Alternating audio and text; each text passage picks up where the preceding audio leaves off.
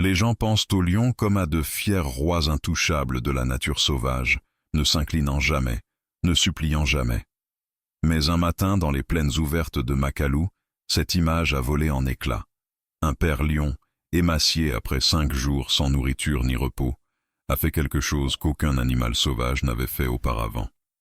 Il a cherché de l'aide auprès des humains. Son petit, un lionceau minuscule de quelques mois à peine, était en train de mourir, son œil gauche enflé par un abcès massif. Il n'y avait aucune guérison possible dans la nature. Plus de temps. Et dans un monde où les forts survivent et les faibles s'éteignent en silence, ce père a fait un choix impossible. Et avec ce choix, un voyage inoubliable a commencé. Le 5e lever de soleil projeta une pâle lumière dorée sur les plaines de Makulu, mais il n'apporta aucune chaleur. Une brise dériva à travers les herbes sèches, chuchotant sur la savane comme un fantôme de ce qui fut autrefois un monde florissant de vie.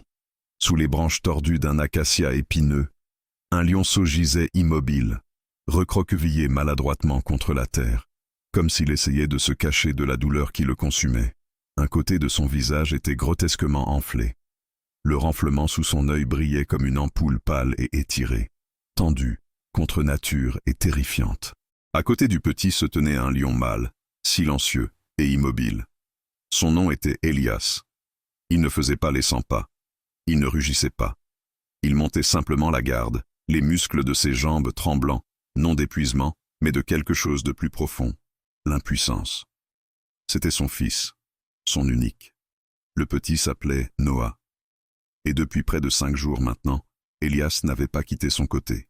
Pas de chasse, pas de repos, pas de charognard chassé, seulement observer, seulement attendre, seulement espérer que quelle que soit la malédiction qui s'était emparée de l'œil de Noah, relâcherait d'une manière ou d'une autre son emprise et libérerait le petit de sa souffrance. Mais la nature ne fonctionne pas ainsi, pas ici, pas sous le soleil africain. L'enflure avait commencé 2 nuits plus tôt comme une légère irritation, rien de plus qu'un petit larmoiement, une légère rougeur autour de la paupière. Elias ne l'avait pas remarqué jusqu'à ce que Noah arrête de jouer. Le petit était toujours si curieux, si plein de questions pour le vent, les insectes et les herbes ondulantes. Mais ce matin-là, Noah s'était accroupi dans les hautes herbes et avait plissé les yeux face à la lumière, un œil déjà en train de se fermer. Et puis l'enflure était venue vite, vicieuse. Un renflement qui grossissait à chaque heure, poussant sur la peau de l'intérieur comme si quelque chose de pourri s'infectait en dessous. À la fin du 2e jour, Noah ne pouvait plus marcher droit. Il heurtait des rochers, titubait sur le côté quand le vent se levait, et parfois s'effondrait après seulement quelques pas. Le 3e jour, il ne pouvait plus se lever du tout. Elias l'avait poussé du nez ce matin-là. Il avait attendu, retenant son souffle alors que le petit frissonnait et tentait de lever la tête. Et puis vint le moment pour lequel Elias n'était pas prêt. Noah le regarda et ne put voir. Cet œil, le gauche, était complètement obscurci par l'enflure. L'autre ne fixait que le vide. Elias laissa échapper un son guttural bas. Pas un rugissement. Quelque chose de plus calme, de plus triste. Ce n'était pas ainsi que la nature sauvage était censée fonctionner. Les petits étaient censés tomber, se relever et courir à nouveau. Les blessures arrivaient. Des griffures, des contusions, même des os cassés. Mais pas cela. Pas quelque chose d'invisible, sans provocation. Pas quelque chose qui empirait à chaque respiration. Pendant 4 jours, Elias avait fait tout ce qu'il pouvait. Il avait protégé Noah des hyènes pendant la nuit. Il s'était allongé à côté de lui pendant la journée pour bloquer le soleil, sa crinière épaisse formant un mur contre la chaleur brûlante. Il s'était passé de nourriture et avait ignoré l'odeur des proies se déplaçant à proximité. Rien d'autre n'importait. Mais ce matin, le 5e matin, était différent. Noah n'avait pas bougé du tout depuis que les étoiles avaient disparu. Il n'avait pas gémi, n'avait même pas tremblé. Il respirait seulement par halètements peu profonds et fragiles, son visage déformé par la pression s'accumulant derrière cet œil enflé. Elias savait, quelque part dans le lieu profond en lui qui ne parlait pas en mots, mais en sentiments et en feu. Il savait que s'il n'agissait pas maintenant, il n'y aurait pas de 6e lever de soleil pour Noah. Mais que pouvait-il faire? La nature sauvage n'offrait aucune solution. Les autres lions étaient partis il y a des jours, désintéressés par le petit malade qui sentait mauvais. Les charognards tournaient en cercle chaque nuit un peu plus près. Même le vent semblait les éviter maintenant, refusant de porter l'odeur de quelque chose de si petit et mourant. Le regard d'Elias balaya l'horizon. Au loin, l'éclat de quelque chose de contre-nature, métal, verre, mouvement, attira son attention. Des humains. Il se souvenait vaguement d'eux.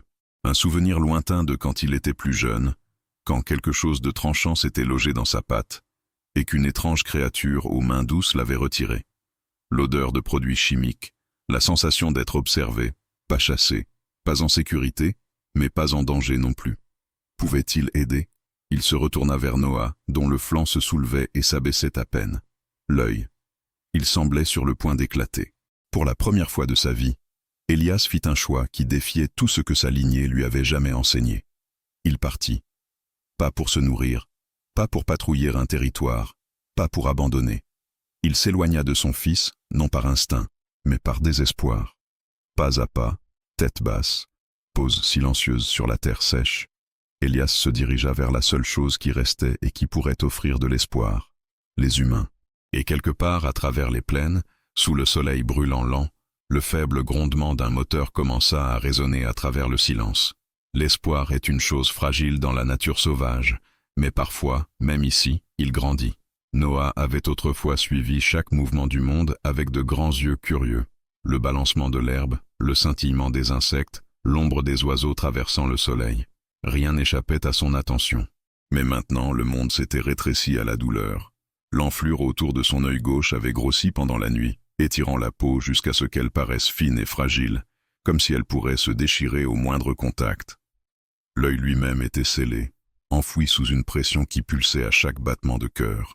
Quand Noah essayait de lever la tête, un tremblement aigu traversait son petit corps, et il laissait échapper un son faible et brisé qui portait à peine au-delà de sa poitrine. Elias l'entendit. Il entendait tout. Il se rapprocha, s'abaissant à côté du petit, sa masse imposante, prenant soin de ne pas le déranger.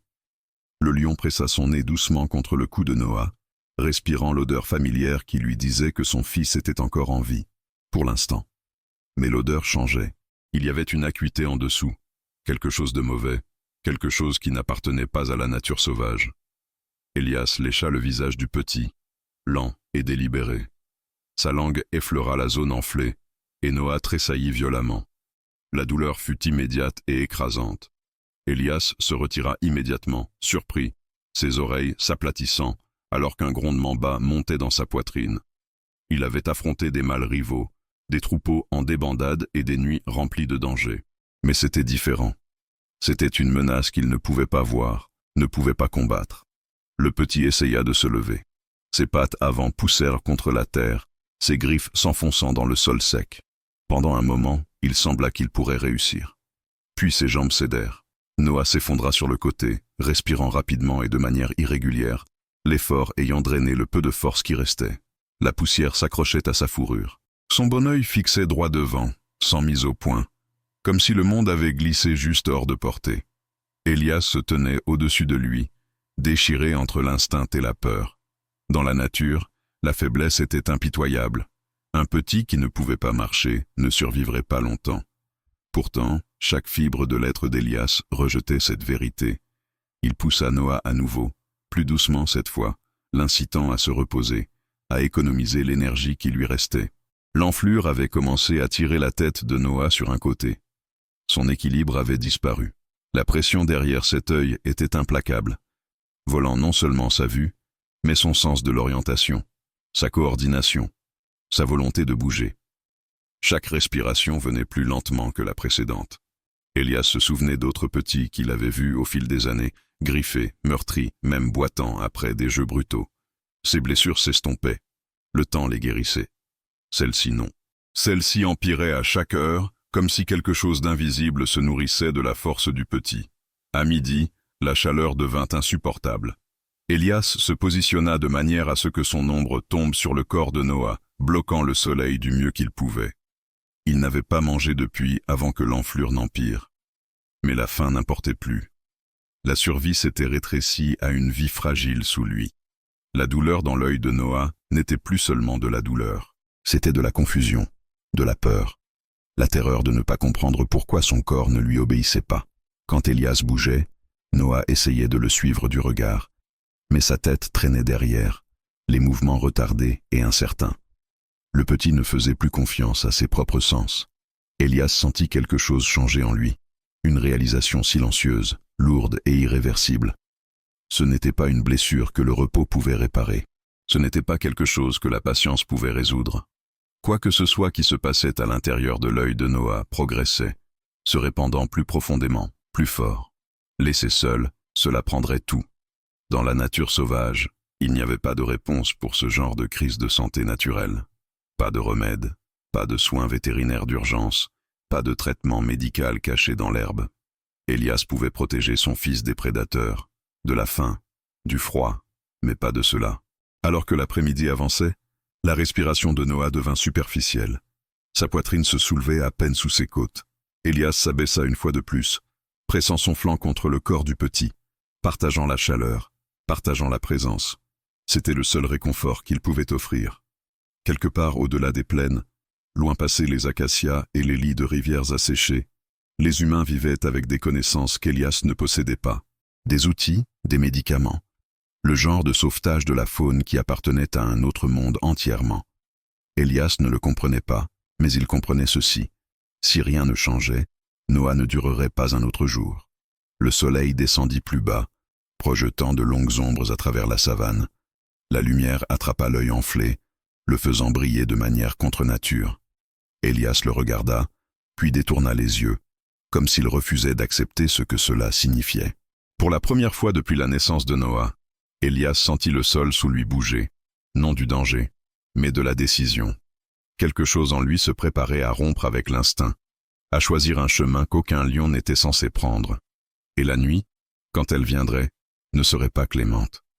Le début avait été si petit que personne, pas même un père attentif, n'aurait pu l'arrêter. Des jours plus tôt, quand Noah était encore assez fort pour trébucher après les papillons et chasser le vent à travers l'herbe, une rafale soudaine avait balayé les plaines. Du sable fin s'était soulevé dans l'air, piquant les yeux et les nez. Noah avait secoué la tête, frotté son visage, puis avait continué, inconscient qu'un seul grain avait égratigné la surface délicate de son œil. Cela aurait dû guérir. Dans la nature sauvage, c'était généralement le cas. Mais la savane portait plus que de la poussière. Invisible pour Elias, des bactéries s'accrochaient au sable, prospérant dans la chaleur et la sécheresse. La minuscule égratignure était devenue une porte. À la tombée de la nuit, l'infection avait commencé à se répandre sous la surface, profondément là où le corps ne pouvait pas la combattre seul. Au début, Noah ne faisait que cligner des yeux plus souvent. Il plissait les yeux quand le soleil était brillant. Elias l'avait remarqué, mais rien ne semblait urgent. Les petits étaient résilients. La douleur passait. La force revenait. C'était le rythme de la vie ici. Cette fois, ce ne fut pas le cas. Alors que l'infection grandissait, la pression s'accumulait lentement derrière l'œil. Les tissus enflaient. La circulation sanguine se resserrait. Chaque heure ajoutait plus de douleur, plus de confusion, plus de faiblesse. La nature sauvage n'avait pas d'antibiotiques, pas de soins médicaux d'urgence, pas de moyen de drainer le poison s'accumulant là où l'œil rencontrait le crâne. La deuxième nuit, Noah avait complètement arrêté de jouer. La troisième, il ne pouvait plus garder son équilibre. Elias avait regardé son fils marcher en cercle, puis s'effondrer, effrayé par un monde qui n'avait plus de sens. Maintenant, au bord du 5e jour, les dommages étaient indéniables. L'œil enflé n'était plus seulement enflammé. Il était dangereux. La peau autour brillait tendue, luisant faiblement au soleil. La chaleur rayonnait de la zone, portant l'odeur âcre et aigre de l'infection. Elias pouvait la sentir maintenant. Elle lui disait ce que ses instincts ne pouvaient pas expliquer. Cette maladie était vivante, et elle gagnait. Elias fit les 100 pas pour la première fois depuis l'aube, ses pas lents et incertains. Il tourna en cercle autour de Noah, cherchant quelque chose, n'importe quoi qui pourrait soulager la douleur. Il s'allongea, se releva, puis pressa sa tête au sol à côté de son fils, écoutant le rythme irrégulier de la respiration de Noah. Au loin, des vautours se rassemblaient sur un arbre mort. Ils observaient patiemment. Ils le faisaient toujours. La vue suscita un grondement bas dans la poitrine d'Elias. Il les chassa avec un élan de force, alimenté par la colère. Mais quand il revint, Noah n'avait pas bougé. L'effort avait coûté à Elias une énergie précieuse, Et la vérité s'installa plus lourdement qu'avant. La protection n'était plus suffisante. La nature sauvage était construite pour tester la force, pas pour traiter la maladie. Elle récompensait la vitesse et la puissance, pas l'endurance à travers la douleur. Ce dont Noah avait besoin maintenant n'était pas une autre nuit de garde, pas un autre jour d'ombre et de chaleur. Il avait besoin d'une intervention, quelque chose au-delà de l'instinct, au-delà des dents et des griffes. Quelque part au loin, les humains avaient des connaissances que la nature sauvage n'avait pas. Elias se souvenait de l'odeur âcre d'antiseptique d'il y a longtemps, de la piqûre qui s'estompait après qu'une plaie avait été nettoyée. Il se souvenait de mains qui enlevaient la douleur plutôt que de l'infliger.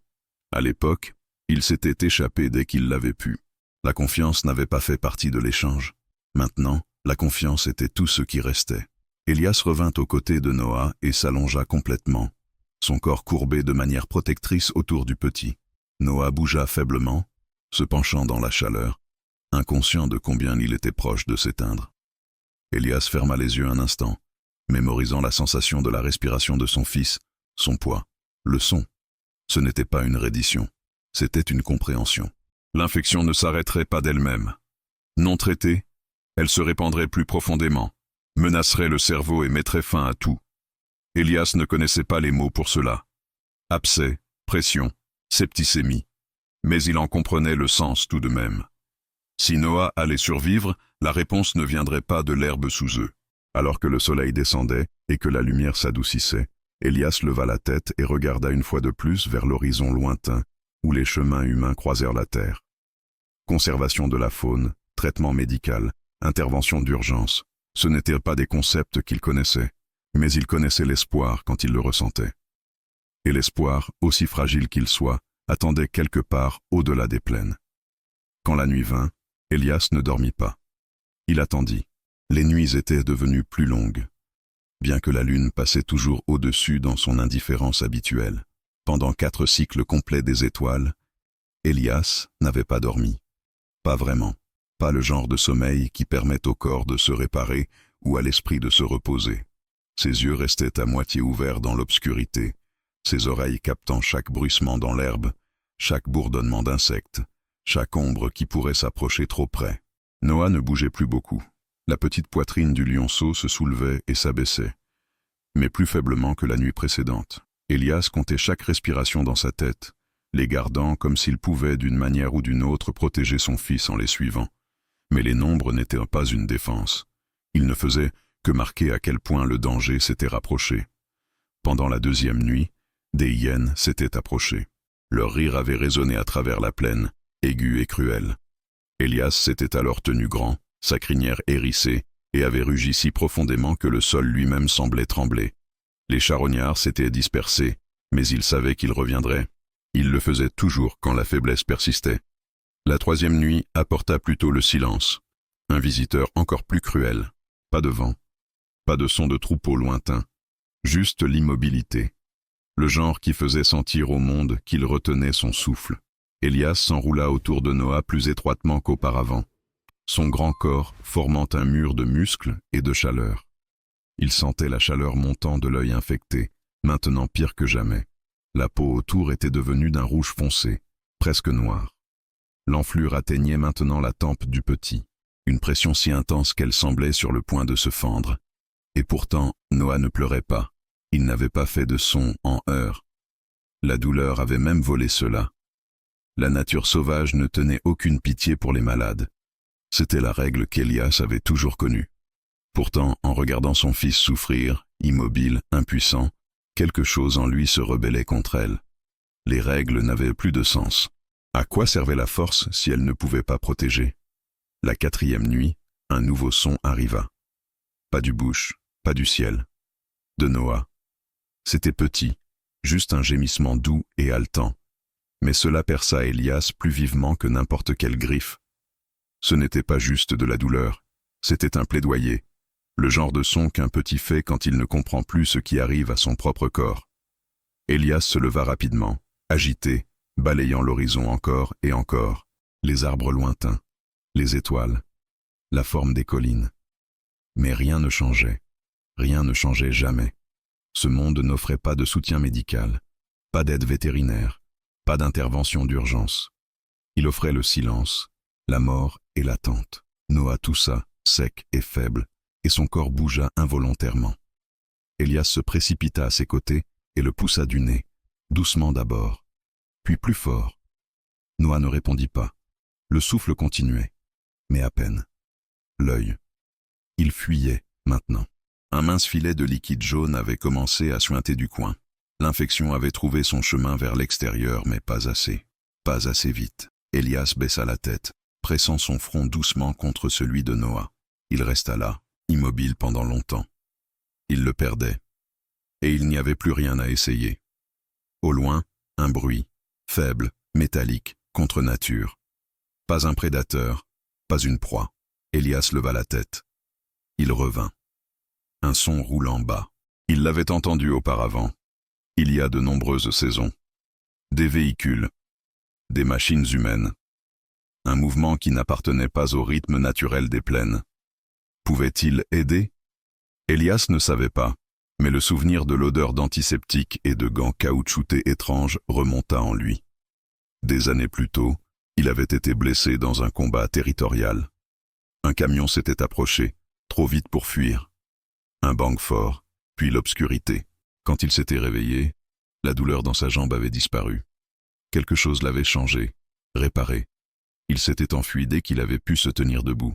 Mais maintenant son fils s'éteignait, et Elias ne se souciait plus de la fierté ou du territoire, ou de l'ancienne loi de la nature sauvage. Il se tourna vers le son. Noah gisait derrière lui, immobile, petit et défaillant. La nuit s'étendit longtemps devant lui, mais un choix avait commencé à se former. Une direction. Elias regarda en arrière une fois, puis fit face aux collines lointaines. Demain, à la première lumière, il marcherait. Et il ne marcherait pas pour la nourriture, ou pour le pouvoir, ou même pour la survie. Il marcherait pour son fils. L'aube n'était pas encore levée quand Elias se mit debout. Le ciel était encore d'un indigo profond, les étoiles commençant à s'estomper à l'est, mais un froid bas s'accrochait à la savane. Le sol sous ses pattes était sec et craquelé, et tout autour de lui tenait l'immobilité qui vient juste avant la première lumière. Pendant un long moment, il resta parfaitement immobile, fixant la petite silhouette recroquevillée à côté de lui. Noah n'avait pas bougé pendant la nuit. Sa respiration était superficielle, irrégulière. La fourrure sur son visage était emmêlée par le lent suintement de l'œil infecté. L'enflure avait atteint un point qui fit frissonner Elias, non de peur, mais d'un sentiment qu'il n'avait pas de nom, le genre de sentiment qui se construit quand tout ce que vous savez ne fonctionne plus. La nature sauvage n'avait plus de réponse à offrir. L'instinct avait échoué. Elias baissa la tête et pressa son nez doucement contre l'oreille de Noah. Rien. Il poussa à nouveau, ferme mais prudent. Noah bougea légèrement, un léger mouvement de sa queue, un soupir de quelque part au plus profond. Elias ferma les yeux, laissant échapper une lente expiration par ses narines. Son fils se battait encore, mais à peine. C'est alors que le son revint. Au loin, à travers les collines basses et l'herbe sèche, vint le bourdonnement lointain d'une machine. Un camion. Elias ne connaissait pas le mot, mais il connaissait la vibration, le rythme contre nature du mouvement qui n'appartenait pas au sabot ou à la patte. Quelque part là-bas, les humains étaient réveillés, et ils étaient assez proches pour être atteints. La décision vint comme une vague déferlante. Soudaine. Finale. Elias se détourna de son fils. Il ne regarda pas en arrière. Chaque pas loin de Noah se sentait contre nature, comme marcher avec un muscle déchiré ou un os tordu. Son corps criait contre cela. Ce n'était pas ainsi que les lions se comportaient. Aucun lion ne laissait un petit derrière. Aucun lion ne faisait confiance aux humains. Mais Elias n'agissait plus comme un lion. Il agissait comme un père. Il se déplaça rapidement mais délibérément, balayant l'horizon, sa tête basse, ses oreilles pivotant pour le danger. Chaque instinct lui disait de retourner vers Noah, de rester et de protéger. Mais il avança. Ses muscles brûlèrent de jour sans repos, mais il ne ralentit pas. Vers le milieu de la matinée, le soleil commença son ascension cruelle. La chaleur miroitait du sol, et le vent devint sec et aigu. La langue d'Elias pendait de sa bouche, haletant maintenant. Mais il ne s'arrêta pas. Quelque part devant, il pouvait le sentir. Caoutchouc, carburant, métal. Des choses contre nature. Des choses humaines. L'odeur apporta le souvenir. Il était alors un jeune lion, saignant d'une blessure profonde à la jambe après un combat. La douleur l'avait ralenti jusqu'à ce qu'il ne puisse plus se cacher. Un rugissement de moteur, une fléchette, puis l'immobilité. Puis des mains, des touchés étranges, des odeurs qui brûlèrent son nez. Désinfectant, latex, iode. Il s'était réveillé des jours plus tard. Entier. À l'époque, il avait couru. Maintenant, il courait vers cela. À travers la crête juste avant midi, il le vit. Du mouvement. 2 véhicules rampant le long du chemin de terre au loin. Un blanc, un beige. Des fenêtres brillant dans la lumière. Elias s'arrêta au bord d'une élévation basse. Il était visible ici, exposé. Son cœur battait dans sa poitrine, non d'épuisement, mais de quelque chose dangereusement proche de la peur. Il n'avait jamais approché les humains volontairement. Pas comme cela. Pourtant, il avança. Au début, les véhicules ne ralentirent pas. Ils continuèrent leur lent roulement à travers le paysage, la poussière s'enroulant derrière eux. Elias descendit l'élévation et traversa le champ ouvert, son corps grand et délibéré. Il ne fit aucune tentative pour se cacher. Et puis ils s'arrêtèrent. Les moteurs tournaient au ralenti. Des portes s'ouvrirent. Des silhouettes émergèrent. Petites comparées à lui. Couvertes de tissus, de chapeaux. Tenant des jumelles et des caméras. Une leva une main. Une autre recula. Il entendit quelqu'un crier, une voix aiguë de confusion. Puis il fit quelque chose qu'aucun lion sauvage n'avait fait auparavant. Il se tourna, marcha quelques pas et regarda en arrière. Il répéta à nouveau, marcher, se tourner, regarder, attendre. Les humains le suivirent des yeux, immobiles, essayant toujours de décider si c'était réel, si ce qu'ils voyaient avait du sens. Marcher, se tourner, regarder, attendre. L'un d'eux avança finalement, puis un autre. Elias jeta un dernier regard à l'horizon, le chemin de retour vers Noah, et rugit. Pas un son de menace, pas un appel au combat, mais un cri, un avertissement, un plaidoyer. Les humains bougèrent. Pas vite, pas fort, mais ils bougèrent, lentement, prudemment. Elias se tourna et marcha devant, son rythme plus lent maintenant, jetant un coup d'œil en arrière tous les quelques pas. Il l'avait fait. Il avait fait le choix qu'aucun lion ne fait jamais. Il avait quitté son fils, non pour l'abandonner, mais pour trouver le seul espoir restant. Quelque part derrière eux, un petit gisait mourant. Quelque part devant, les humains pourraient le sauver. La chaleur montait rapidement.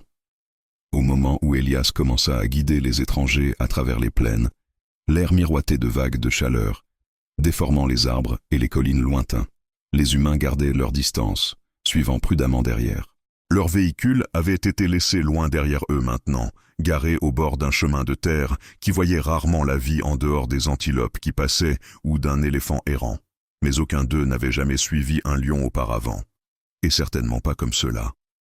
L'une des humaines, une femme avec des mèches grises dans ses cheveux tressés et des yeux calmes derrière des lunettes à monture épaisse, gardait son regard fixé sur Elias.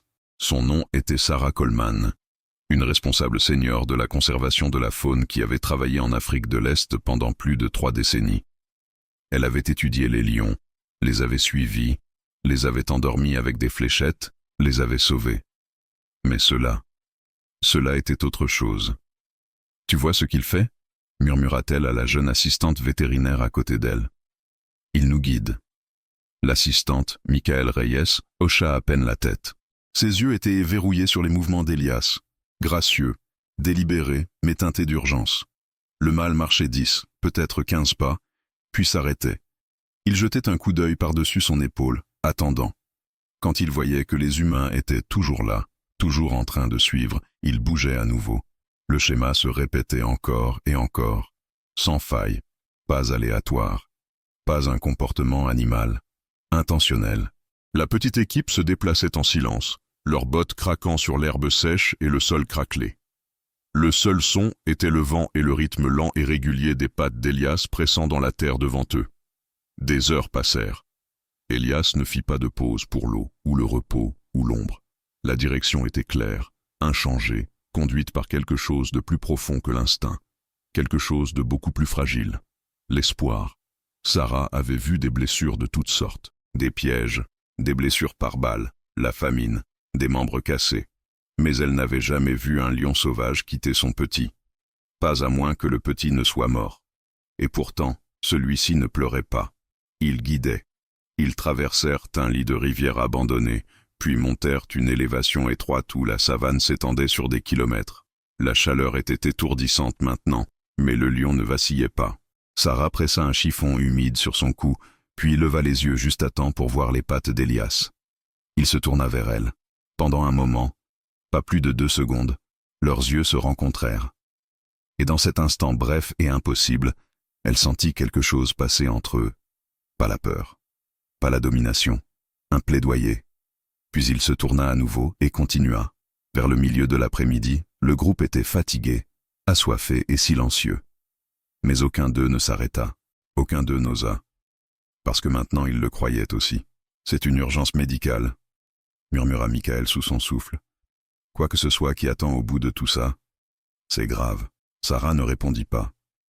Elle savait déjà. Elle avait vu assez de signes. La maladie, la décomposition, l'odeur d'infection qui portait parfois sur le vent.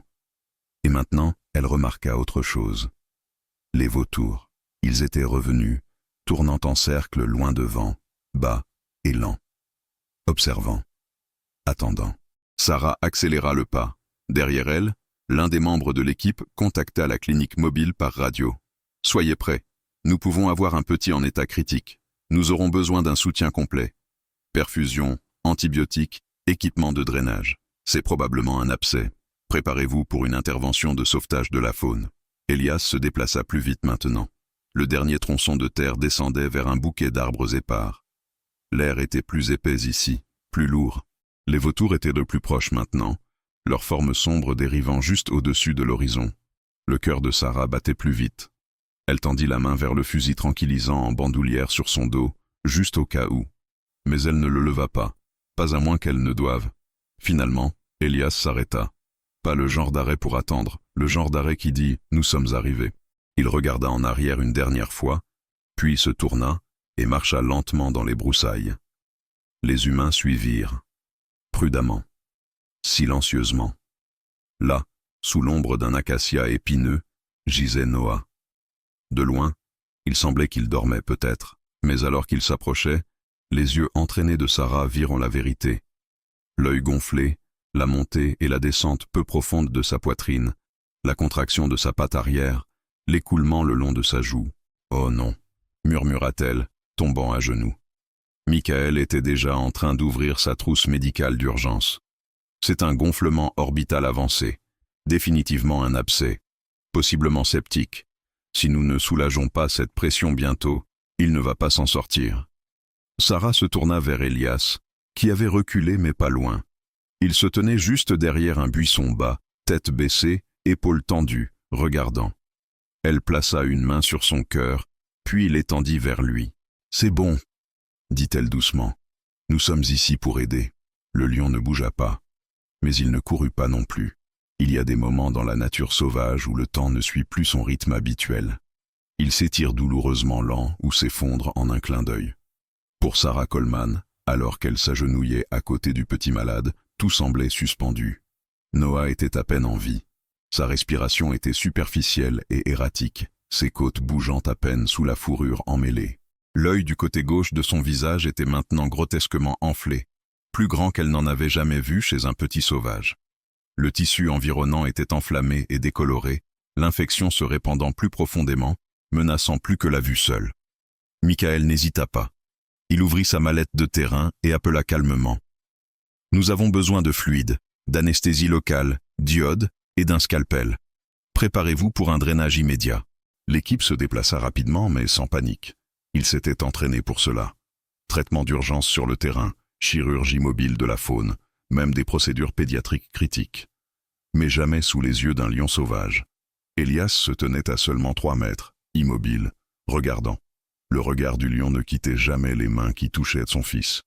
Son corps était tendu, mais sa queue ne tressaillait pas. Ses oreilles ne s'aplatissaient pas. Il ne grondait pas.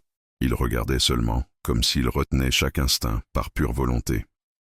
Sarah parla doucement alors qu'elle nettoyait le visage du petit. « Tu as été fort, petit. Reste avec nous maintenant. » Noah tressaillit au toucher, une faible contraction de sa patte, puis s'immobilisa à nouveau. Michael se pencha près, inspectant la zone autour du gonflement. C'est plein, du pus et du gaz sous pression. C'est un abcès massif, probablement issu d'une égratignure qui est devenue septique. Si nous ne le libérons pas maintenant, il pourrait se rompre intérieurement. Sarah hocha la tête et stabilisa la tête du petit, alors que l'anesthésie locale faisait effet. La procédure serait douloureuse même avec le médicament, mais il n'y avait pas de temps à attendre. Avec des mains précises, Michael fit l'incision. La réponse fut immédiate. Un épais jet de fluide trouble jaillit de la plaie, libérant la pression intense qui avait écrasé le tissu derrière l'œil. L'odeur était forte et reconnaissable. Infection profonde, s'infectant depuis trop longtemps. Mais avec cela vint un changement. Noah laissa échapper un son faible, à peine un gémissement. Mais c'était plus qu'il n'en avait fait en heures. Elias avança. Sarah se figea, une main levée. « Doucement, » dit-elle gentiment, sa voix calme et égale. « C'est bon. » Elias s'arrêta, ses yeux verrouillés avec les siens pour la deuxième fois ce jour-là. Elle ne détourna pas le regard. « Nous ne lui faisons pas de mal, » dit-elle. « Nous lui donnons une chance. » Comme s'il comprenait, Elias s'assit. Pas loin, pas détendu, mais immobile. L'équipe continua à rincer la plaie avec de la solution saline stérile, appliquant une pommade antibiotique, puis enveloppant le côté du visage du petit avec une gaze douce et respirante. Noah tressaillit sous leurs mains, les muscles réagissant involontairement alors que le sang commençait à circuler plus librement vers le tissu endommagé. Les fluides aidèrent, tout comme les mains calmes et régulières. Au moment où la plaie fut propre et la pression réduite, le gonflement avait déjà commencé à régresser légèrement. Pas disparu, pas guéri, mais se déplaçant dans la bonne direction. Vivant, Sarah plaça une main douce sur la poitrine de Noah. Elle pouvait sentir le cœur battre plus fort maintenant. Toujours faible, mais régulier. Elle expira profondément et lentement, et essuya son front avec le dos de son gant. « Nous avons passé le pire, » dit-elle. Michael hocha la tête, ses mains travaillant toujours. « Nous devrons le surveiller, mais cela pourrait lui avoir sauvé la vie. » Un autre membre de l'équipe apporta une couverture thermique spécialement conçue pour les urgences de la faune et la drapa doucement sur le dos du petit. Ils rentrèrent les bords, gardant son corps au chaud alors que les sédatifs s'estompaient. Elias se leva et fit un pas lent de plus près. Tout le monde se figea à nouveau. Mais le lion n'approcha pas. Il regarda simplement vers le bas, puis s'allongea à côté de Noah. Leurs corps ne se touchaient pas, mais l'espace entre eux contenait quelque chose de sacré. Retrouvailles, soulagement, et quelque chose que personne ne pouvait tout à fait nommer. Sarah recula, contemplant l'image. Un père lion à côté de son fils blessé, tous deux silencieux, tous deux respirant. Ce n'était pas un sauvetage dont ils avaient lu dans les manuels de formation. C'était quelque chose de plus profond. Alors que l'équipe commençait à emballer son équipement, Sarah contacta la base par radio. « Nous avons stabilisé le petit, pression drainée, antibiotiques administrés. Nous laisserons un soutien médical sur place, mais le père ne permettra pas de relocalisation. Nous observerons à distance pour l'instant. » Il y eut une pause sur la ligne, puis une réponse calme. « Bien reçu, il a de la chance. » Sarah regarda Elias, toujours allongé avec vigilance à côté de Noah. « Non, » murmura-t-elle, « il est aimé. » Quand l'aube revint, elle ne vint pas avec urgence, mais avec grâce. Le soleil se leva lentement sur les plaines de Makoulou, répandant un doux or sur la terre sèche. Le vent, autrefois dur et impitoyable, s'était adouci pendant la nuit. Sa brise ne portait maintenant que le parfum d'acacia et de poussière matinale. Sous la large canopée d'un acacia épineux, le petit bougea. Noah était encore faible, mais il ne s'éteignait plus. Le gonflement autour de son œil gauche avait réduit de manière significative. Le bandage appliqué la veille tenait ferme, propre et intact. Un léger battement dans ses moustaches, un lent étirement de sa patte, et puis, avec hésitation, Noah ouvrit son œil droit. Juste un. Mais ce simple clignement marquait quelque chose de plus grand que la survie. Il marquait le retour. Elias était là, bien sûr. Il n'était jamais parti. Le père lion était allongé en demi-cercle autour du petit, son corps formant une barrière qu'aucune ombre, aucun prédateur et aucune peur ne pouvaient franchir. Il était resté toute la nuit, ses oreilles tressaillant à chaque son, sa tête se levant à chaque mouvement de l'équipe stationnée à proximité. Il n'était pas intervenu à nouveau. Il n'en avait pas eu besoin. Sarah observait d'une distance respectueuse, des jumelles à la main, assise à côté du camion de la station de terrain mobile. Le moteur était éteint. Il n'y avait plus de bourdonnement de machine maintenant. Seulement le silence et le souffle. « Il est stable », dit doucement Michael à côté d'elle. « La plaie se draine correctement. Il pourrait même garder l'œil si l'infection reste basse. Nous garderons les antibiotiques en place, mais le système immunitaire fait sa part maintenant. » Sarah ne parla pas tout de suite. Ses yeux restaient fixés sur Elias. Elle avait étudié les lions toute une vie, observé leur comportement, cartographié leur migration, catalogué leurs appels. Mais rien dans ces journaux de terrain ne pouvait expliquer ce qu'elle avait été témoin au cours des dernières 24 heures. Aucun manuel de biologie ne l'avait préparée à un lion mâle sauvage, choisissant de demander de l'aide et de lui faire confiance. L'équipe de sauvetage de la faune resterait à proximité pendant quelques jours de plus, surveillant le rétablissement du petit. Des panneaux solaires portables alimentaient une petite unité de réfrigération pour les médicaments. Une liaison satellite en direct transmettait des mises à jour en temps réel au centre de soutien vétérinaire à Nairobi. Des outils high-tech pour un miracle low-tech. Je n'arrive toujours pas à croire qu'il nous ait amenés à lui, murmura Michael. Sarah sourit faiblement. Ce n'est pas si difficile à croire, dit-elle. Pas quand c'est votre propre enfant. En milieu de matinée, Noah leva la tête. Cela demanda un effort. Chaque muscle de son cou tremblait avec le mouvement. Mais il réussit à s'asseoir, maladroitement, de manière inégale, mais debout néanmoins. Elias répondit immédiatement, se levant et s'approchant, pressant doucement son nez dans le flanc de Noah. Le petit se pencha dans le toucher, et pour la première fois en près de 6 jours, Elias s'allongea complètement, pas alerte, pas sur ses gardes, mais au repos. Ses yeux restèrent ouverts, mais la tension dans son corps s'apaisa finalement. Pour un lion qui avait défié l'instinct, risqué sa vie et cherché une espèce à laquelle il n'aurait jamais dû faire confiance, c'était la paix. De la crête au-dessus, une équipe de tournage d'un projet médiatique de conservation était arrivée ce matin-là. Ils avaient capturé le moment. Un petit se levant à côté de son père, vivant grâce à l'intervention, grâce à la technologie, grâce au cœur. L'histoire allait être présentée dans des documentaires sur la faune, dans des conférences académiques sur la cognition animale, dans des articles de réflexion sur l'empathie et la connexion. Mais dans ce moment calme, il n'y avait pas de gros titres, juste le souffle, juste la vie, et le miracle d'une décision qui avait tout changé. Plus tard cet après-midi, l'équipe ferait ses bagages. Les fournitures médicales seraient à laisser dans une boîte sécurisée sous l'arbre. Sarah et Michael reviendraient quotidiennement pour vérifier les progrès à distance. Mais pour l'instant, ils laissèrent le moment être. Avant de partir, Sarah s'approcha autant qu'elle osa. Elle ne parla pas. Elle hocha simplement la tête une fois vers Elias, qui leva la tête et la regarda de ses yeux sombres et anciens. Pas prédateur, pas bête, juste un père. Alors que le camion grondait de retour vers la station de réserve, les plaines retournèrent au silence. Au cours des jours suivants, Noah se rétablirait davantage. Lentement mais sûrement, l'infection reculerait. Le gonflement disparaîtrait. Et un matin, il se lèverait sans douleur et ferait ses premiers pas à nouveau à côté du lion qui avait refusé d'abandonner. Personne ne raconterait jamais l'histoire de la même manière, parce que l'histoire n'était pas seulement sur la survie, elle était sur l'amour. Et le jour où un lion a quitté la nature sauvage juste assez longtemps pour la ramener à la maison. Si cette histoire a touché votre cœur ne serait-ce qu'un peu, laissez un simple 1 dans les commentaires pour que nous sachions que vous étiez là. Cela peut sembler petit, mais votre commentaire aide à garder des histoires comme celle-ci vivantes et vues par plus d'âmes bienveillantes à travers le monde. Et si vous aimeriez suivre plus d'histoires émotionnelles vraies de la nature sauvage, n'oubliez pas de vous abonner.